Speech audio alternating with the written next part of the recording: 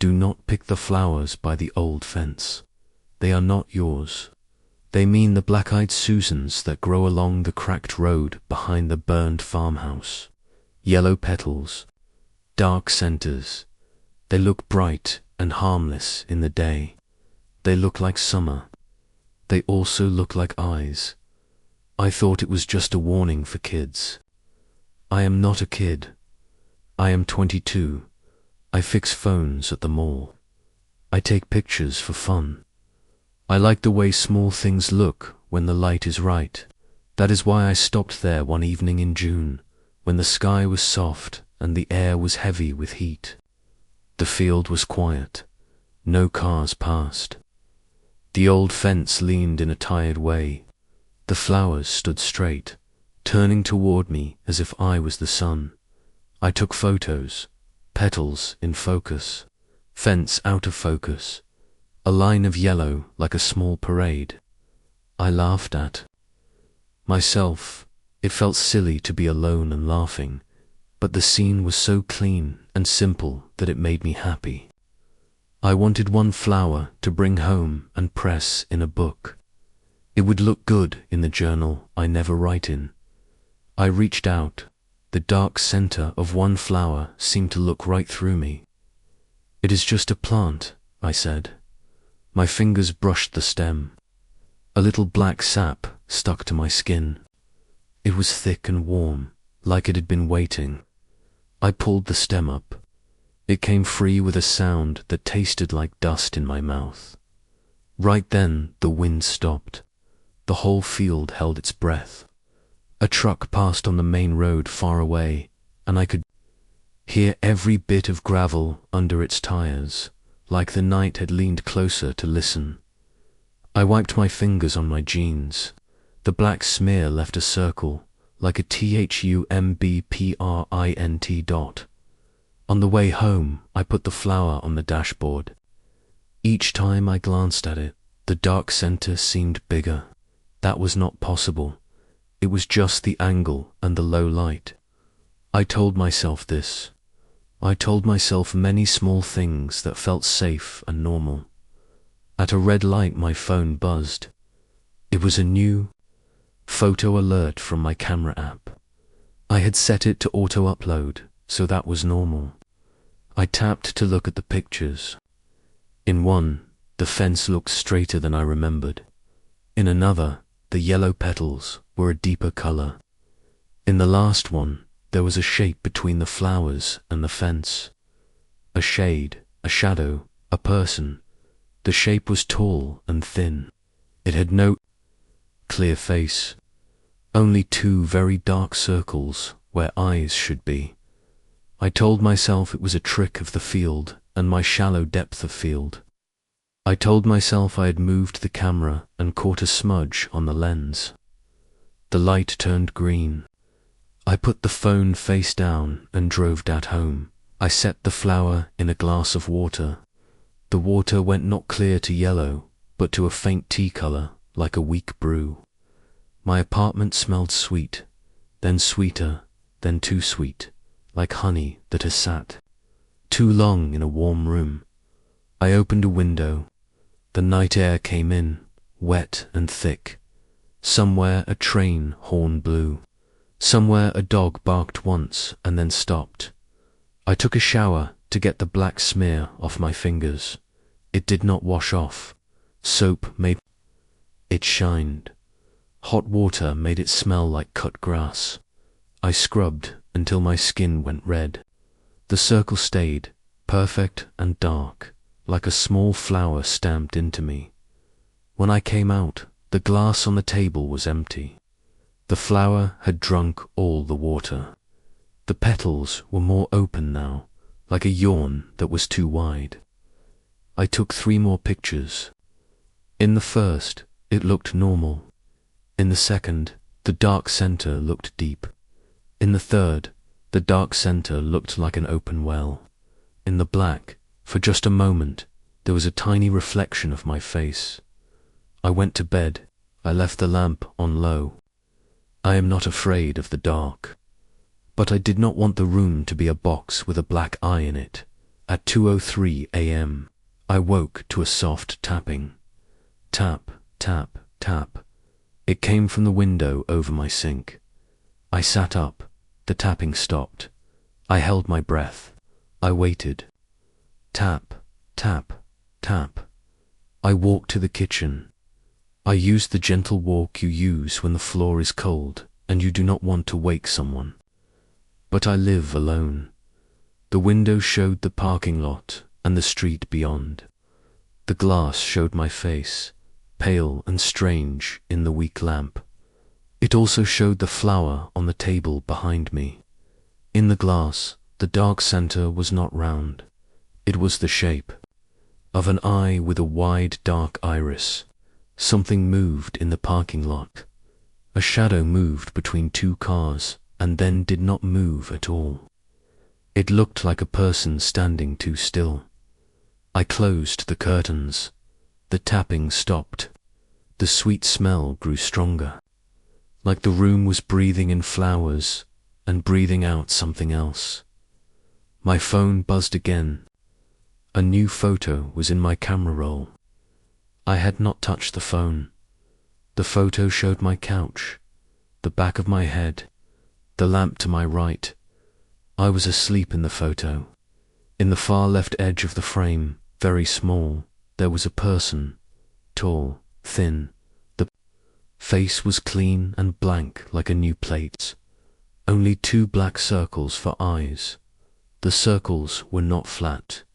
They were deep like tunnels. They were not empty. They were full of a darkness that felt full, like a cupboard, like a mouth. I locked my door. It was already locked. I checked the chain. I checked the sliding window bar. I took the flower and dropped it in the trash. It fell in silence, like it did not weigh anything. I put the trash bag outside my door in the hall, like I could put the whole problem out there with it. At 3:11 a.m., I woke again. I did not remember falling back asleep. My room was dark. The lamp was off. The sweet smell was stronger now. It came in waves, and each wave made me think of a hot summer church with old flowers at the front, and a hymn I do not know the words to. I stood up. I stepped on something soft by the bed. Petals. I turned on the lamp. My floor was scattered with yellow petals. They were not dry. They were fresh and cool, as if they had just opened. The trash can in the hall outside my door was empty. The bag was gone. The door was still locked. I took my phone with shaking hands and opened the camera. I raised it like a shield between my face and the room. The screen showed my ceiling, then the corner, then the door. In the corner, the petals made a little path. The path led to the table. The flower was on the glass again. The dark center had grown wider. The petals were open so wide that they looked like they would break. As I watched through the phone, the dark center looked back at me. Not a trick, not a reflection. It was looking, and there was a sound, low and soft, like whispering bees but without the bees. The sound said, or I felt it say, "You picked me. I am not brave. I am not a hero. I am a person who fixes cracked screens and eats noodles and calls his mum on Sundays." But I did not call anyone then. Who would I call to say I stole a flower? And now I am being watched by the idea of a woman who is also a field. There is a story in our town. You hear it if you sit long enough in the diner by the highway. The old ones tell it like a slow song. A woman named Susan lived on the farm that burned. She loved those yellow flowers. She wore them tucked behind her ear. One night the barn went up and the house went with it. Some people said it was lightning. Some people said it was a man with a red face who did not love her like she thought he did. The next spring, the field bloomed anyway. Only black-eyed Susans, even where corn used to be. People said the flowers came from her, or to her, or for Her people said, if you take one, you owe her something.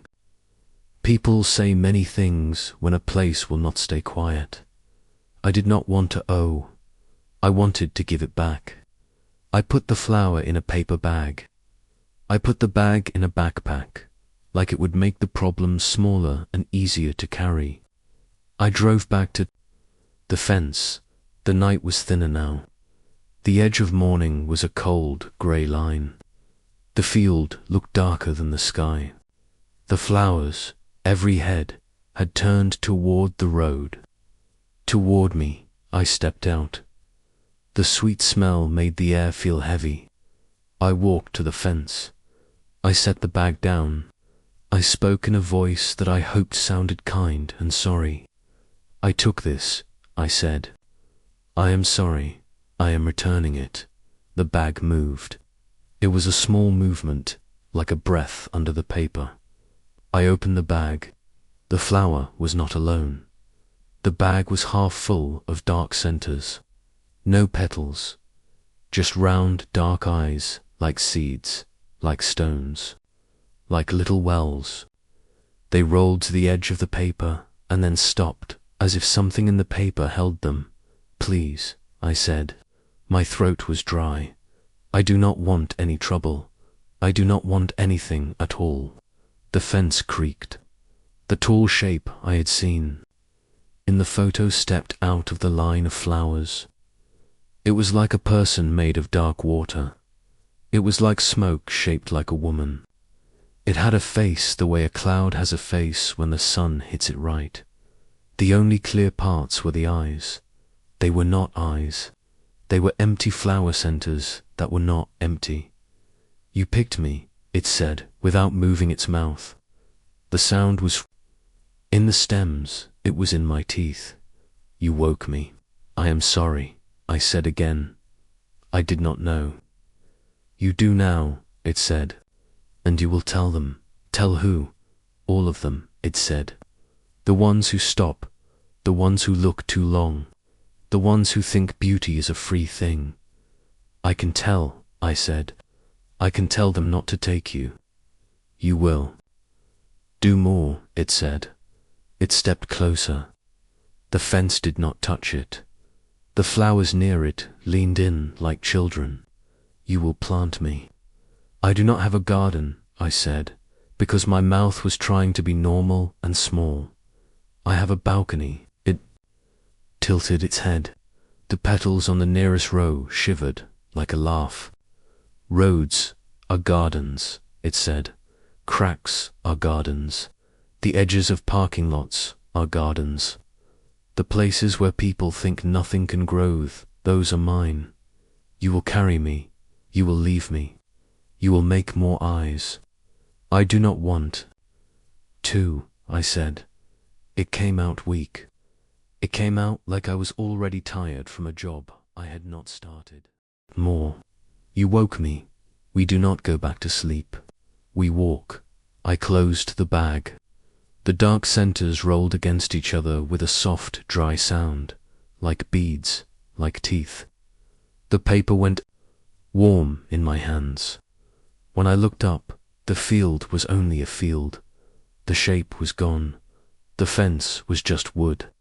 The flowers were just flowers. Only now, even in the weak morning, every dark center looked wet and deep. When the wind ran through them, they all turned at once, the way a school of fish turns, the way a crowd turns when someone says a name. I drove home with the bag on the seat. The smell filled the car. It got in my hair. It got under my nails. I tried to throw the bag out at a gas station. The can was empty. When I opened the lid, the smell of the can was my smell, not the can's smell. The bag did not go in. When I let go, the bag stayed in my hand. I sleep in short pieces now. I wake to tapping sometimes. Sometimes it is the window. Sometimes it is inside the wall. The photos on my phone are not all mine. Some are from sidewalks I have not walked yet. Some are from the edge of a highway. with a thin strip of dirt and a single new sprout with a yellow top, just thinking about opening. In those photos, sometimes there is a shadow, tall, thin, waiting. I have learned small rules. Do not set the bag on the floor of a church. Do not bring it into a hospital. Do not leave it with friends by mistake. If I do, the smell changes. It goes from sweet to sharp. People cough, babies cry, lights flicker, elevators stop between floors. I take the bag and step back into the ordinary air, and everything is fine again. For them, for me, it is never fine again. It is only less. Loud or more loud. I am writing this now because I will pass by your street tonight. There is a crack in your curb where rain sits after a storm. It is a perfect place. You will not notice in the morning. You will see one flower by the end of the week. It will look like a gift. It will look like a bright little sun. Please do not touch it. Please do not take it home. Let it watch. Let it have its quiet. If you have already picked one, if the sweet smell is in your room, and your photos show more than you took, then I am sorry. I was there before you. I forgot to leave a warning. Consider this the warning now. People in my town say, do not pick the flowers by the old fence. I say, do not pick any at all. I say, beauty is not free. I say, eyes are for seeing, not for keeping. When you hear the soft tapping, close your curtains and sit very still. Do not speak the name. Do not whisper it even for a joke. I know you want to. I did too. The name is a key. The name opens a gate in the thin place between your room and the field. If you keep quiet, the tapping will pass like a small storm. The smell will fade to nothing sweet, just air. If you say it, even in your head, the bag will find your hand. The roads will become gardens. Your days will be measured in yellow and black. Your nights will be counted by taps on glass. You will learn to walk softly so you do not wake the ones that have not opened yet. They call her Black-Eyed Susan because it is easy and sounds kind, but her eyes are not black. They are deep. They are the first hole you make in the world when you think the world is only yours. Please, let her grow where she chooses. Please, let me pass your street without stopping.